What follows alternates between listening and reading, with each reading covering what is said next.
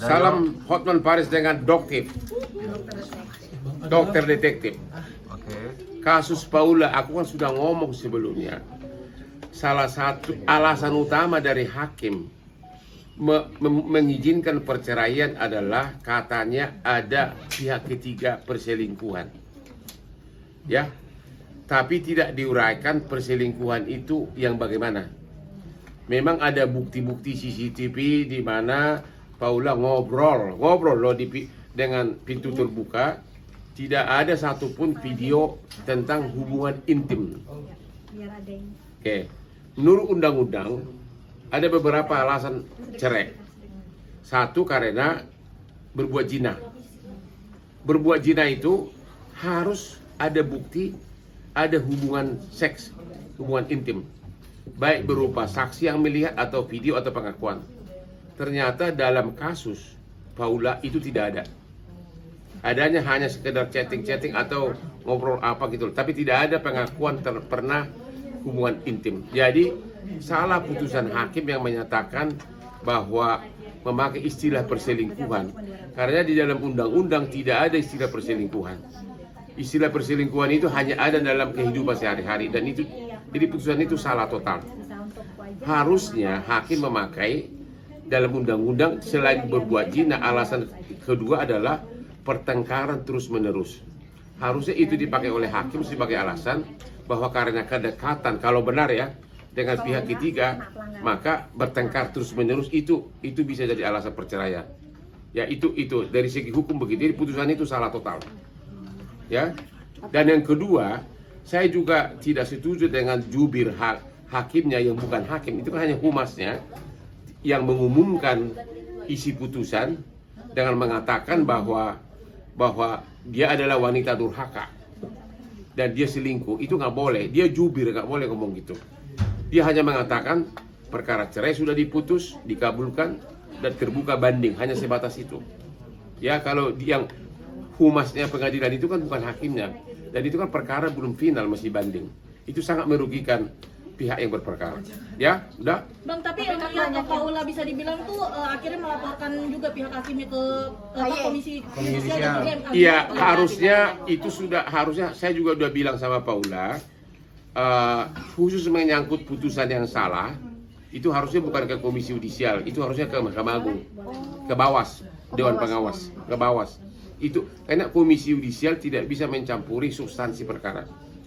Ya, tapi kalau yang humas yang ngomong itu kemungkinan itu pun masih masih abu-abu. Tapi kalau itu dilaporkan semuanya ke Bawas, Dewan Pengawas di Mahkamah Agung, itu kewenangan dari Mahkamah Agung, bukan ya. Salah alamat kalau kekayaan. Salah alamat.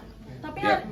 hari ini kabarnya Paula sendiri diperiksa di komisi judisial, Bang. Gimana? Komisi judisial tetap tentu ada pengaduan, tentu akan, tapi pengaduannya itu apa dulu? Kalau menyangkut substansi putusan, komisi judisial tidak berwenang.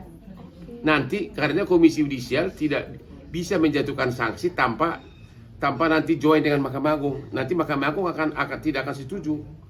Jadi akan sia-sia perjuangannya itu. Harusnya ke Bawas Mahkamah Agung. Berarti langkahnya harus ke Bawas dulu baru ada Ke Bawas, lebih tepat ke Bawas, ya. Agar langsung karena dia yang berhak menjatuhkan sanksi. Mahkamah Agung sendiri berhak sendirian menjatuhkan sanksi. Tapi kalau komisi judisial harus join dengan Mahkamah Agung, harus tim.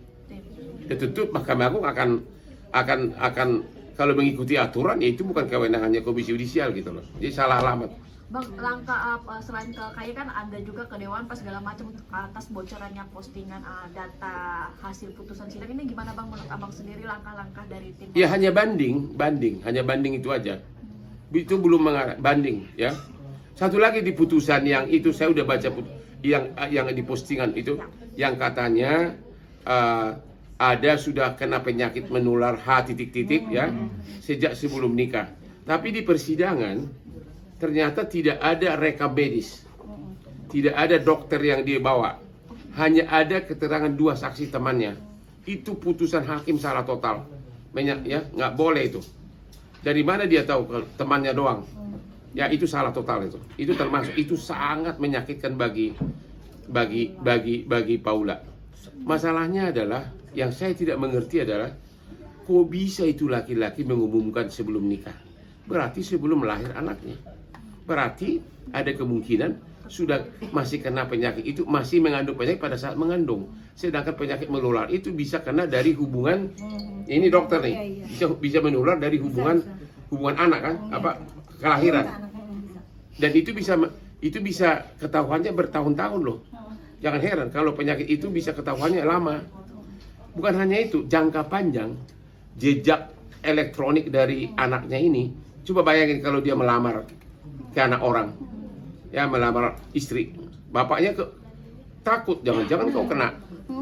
Tuh loh. Jadi kalian laki-laki jangan gitulah sama wanita. Itu pesan saya. Kalau kau udah mau cerai, ya udah ceraikan aja. Nggak usah terlalu vulgar menceritakan kebusukannya. Ingat, selama kau nikah sama dia, kau pernah merasakan kepuasan yang sangat nikmat, benar nggak? Kepuasan di malam-malam dingin di serangan fajar, ya.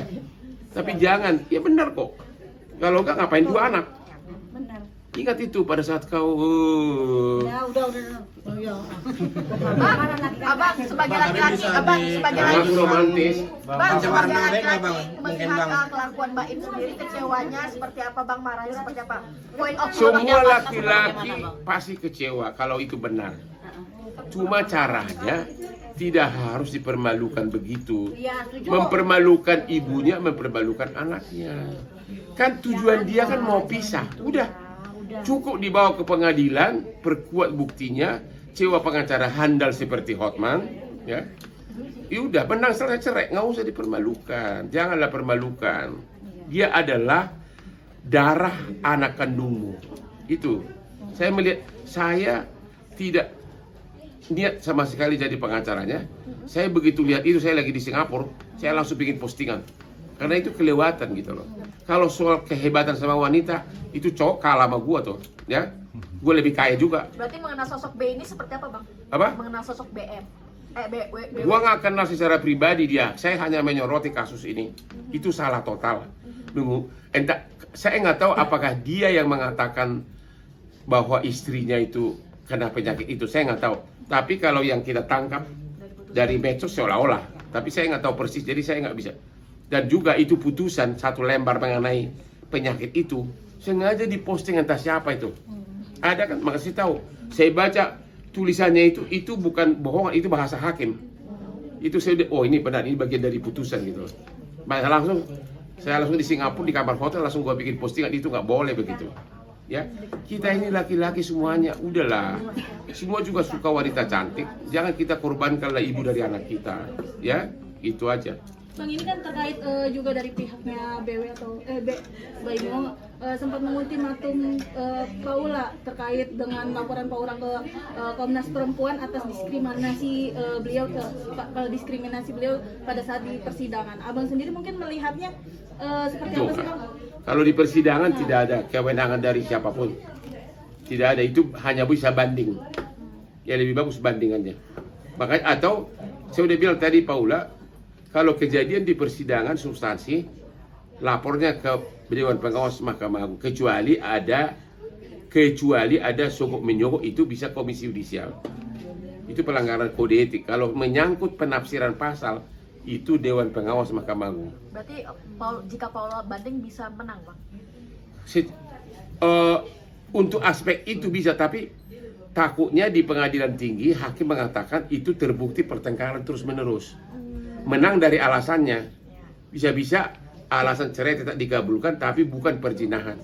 Karena memang tidak ada bukti perzinahan, ya. Ada alasan lain yaitu pertengkaran terus-menerus. Itu bisa. Itu salah satu alasan cerai. Bang, Tapi ini karena juga kan dari keduanya pihak sama-sama asisten. banding Bang. Keduanya sama-sama banding nih Bang. Pihak Paula melakukan banding terus Ya banding. itu bebas banding, tapi nanti kan tergantung hakim mana yang dikabulkan. Karena yang standar banding mungkin saya nggak tahu alasannya banding apa, agar uangnya tidak dikasih atau uang nafkah atau apa, saya nggak tahu. Karena dia udah terkabul, dia udah menang kok. Kecuali hanya masalah atau mau dia alasannya dipertegas lebih ekstrim lagi, kau telah berbuat ini, nggak ada. Zina itu kan Anda tahu dong, zina kan harus ada bukti Iya. hubungan Iya, udah. tit gitu loh. Kayaknya gue cocok sama dia, lama-lama jodoh nih.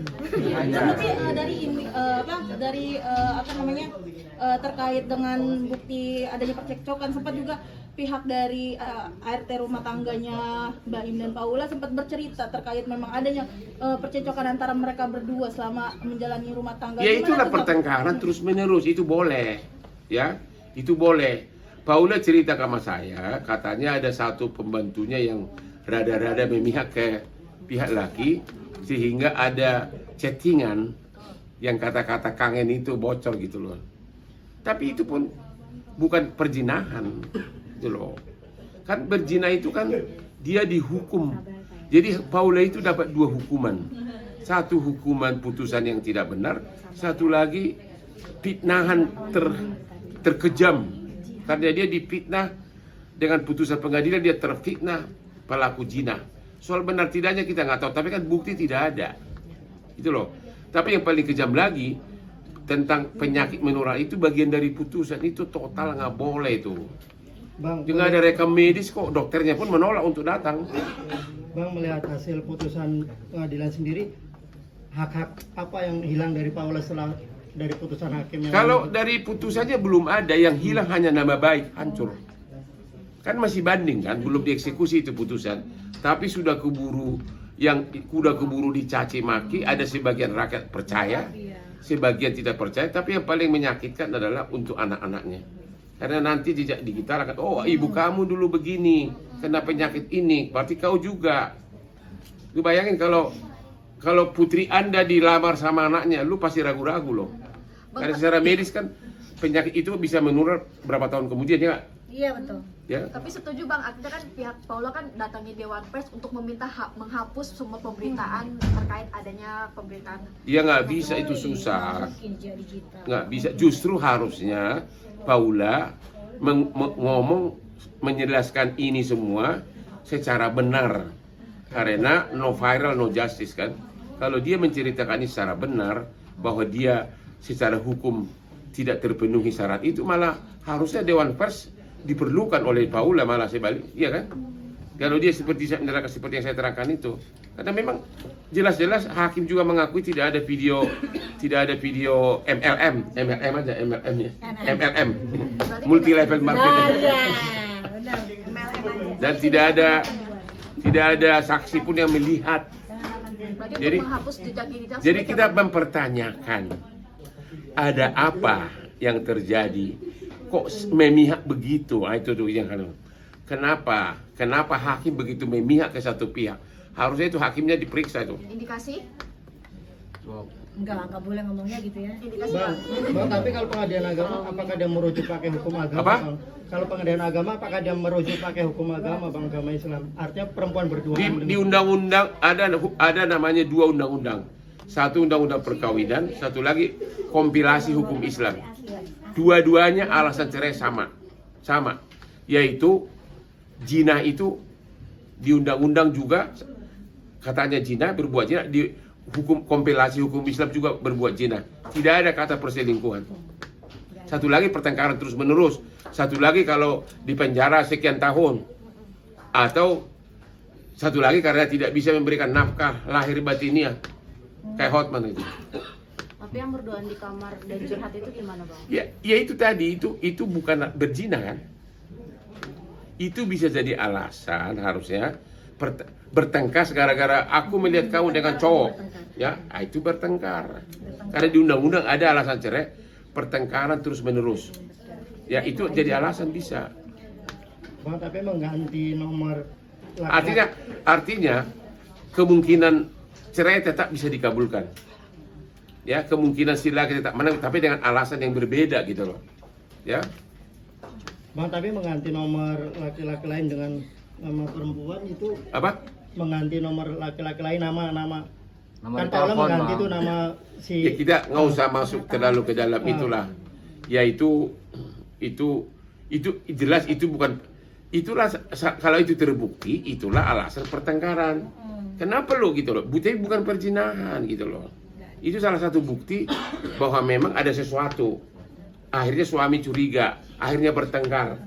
Terus menerus terkabul, sudah terpenuhi unsur cerai. bertengkar terus menerus gitu loh. Intinya kan tujuannya apa? Kalau Tujuannya kan kisah ya sudah itu aja gitu, jangan melebar kemana-mana. Itu. Malah membuka kisah yang perceraiannya si GM kan juga dengan G itu kan tenang-tenang aja.